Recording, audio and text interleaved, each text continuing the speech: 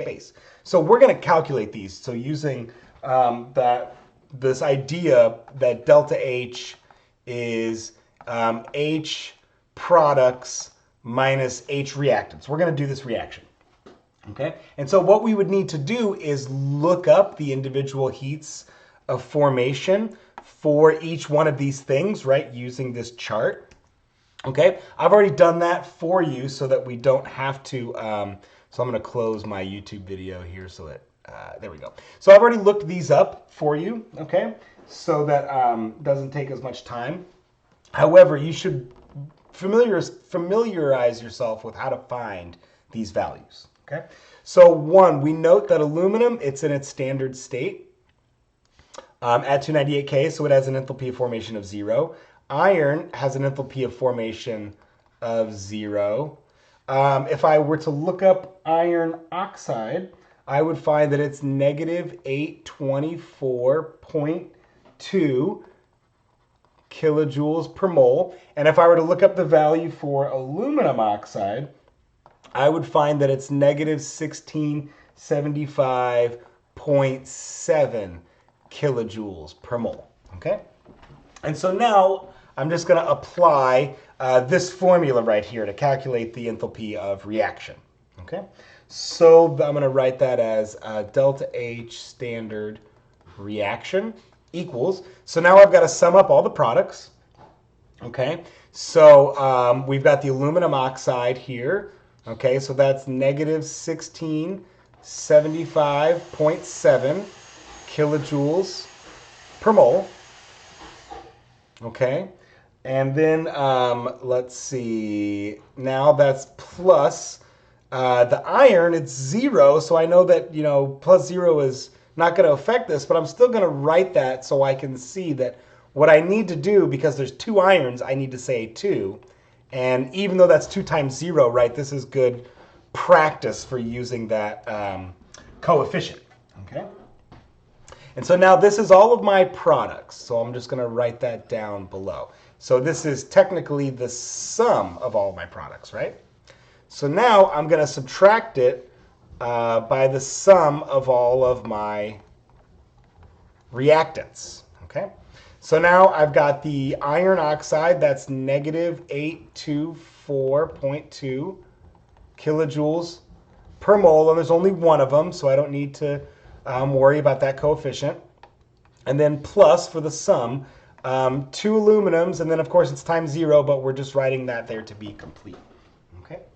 And so now when I go through and do this math, and we have to remember to apply our negative signs, right? Don't forget to do that, right? Negative 1675 plus 2 times 0. And look, minus, minus. That's going to make that a positive, okay? So the way that's going to go, right, that's, let's see here, clear that out. 1675.7 negative, and I'm going to say now that's minus 824.2 negative equals, and yes, that is the right answer. So negative 851.5, and this is just units of kilojoules, because look what happens. I didn't write this out here, but we recognized that there was technically times 1 mole of iron and times 1 mole of the aluminum oxide. So that's just negative 851.5 kilojoules. For the heat released, so let's think about what this means.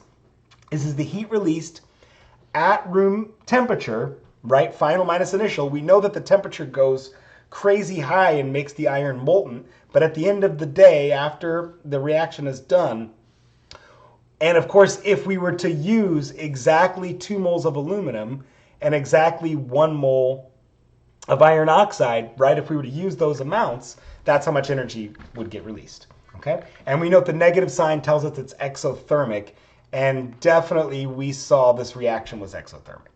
Okay? So let's do it for this reaction. Okay? Let's do it for the octane. And I'm going to do it for octane balanced to just 1 mole of octane. So I meant to write that way instead. Okay? So to get the reaction to its simplest terms as far as the octane, because we know the heat of formation of oxygen is 0 because it's in standard state. Okay, and so once again, I collected all these values for you. So the octane is negative 249.9 kilojoules per mole for its enthalpy of formation. Of course, the oxygen we know is 0. The carbon dioxide is negative 393.5 kilojoules per mole. And water as a gas, so when you go to look at that chart, you will see that water as a gas versus water as a liquid has a different value. So water as a gas, so steam, is negative 241.8 kilojoule per mole. Okay? And so now I can set up this reaction in the same way. I'm going to sum up the products and subtract them from the sum of the reactants. Okay? So now here, look, I've got 8 carbon dioxides, 8 moles of CO2 times 393.5 kilojoules per mole. So you can see there now how the mole and the mole unit's going to cancel. Okay? And now this is plus 9 mole of negative 241.8 kilojoule per mole. Okay, so that's the sum of my products minus the sum of my reactants. So that's just 1 mole of octane times a mole, so that's going to cancel the per mole unit. And then plus 12.5 oxygens, but times 0. So I did this one already, and I'm just going to write down the answer directly for you so you can see. But here we get negative 5,074 kilojoules. So look at this. That is more than 5 times the amount of heat released for the thermite reaction. That's crazy, right? If we were to combust 1 mole of liquid octane, which is actually quite a bit, we would get more than 5 times the amount of heat released. And the thermite reaction is classified as an extremely exothermic reaction. Well, look, folks, I mean, this is why we use octane to generate energy. As dirty as a source of energy this is, right, all of that CO2 it creates, as well as all of the byproducts that you get coming out of an automobile exhaust. There's a reason why we do it, because there's an enormous amount of energy released, okay? It's kind of one of the ironies of the world right now is that burning fossil fuels is actually very efficient.